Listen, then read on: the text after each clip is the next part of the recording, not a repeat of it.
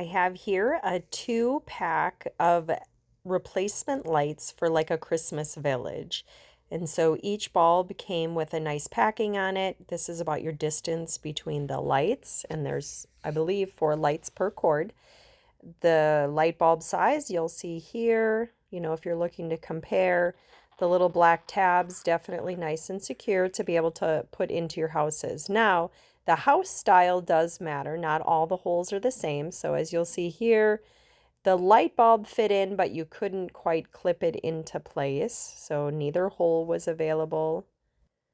And then I'll just show you some of the same houses on this same row. They all seem to have about the same size hole or a little smaller if you have a Christmas village just like this one. Now I did find the next level of houses had a much bigger hole.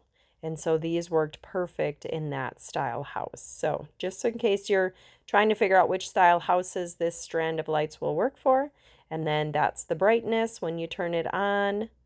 And then it does have a little, turn on and off little clicker.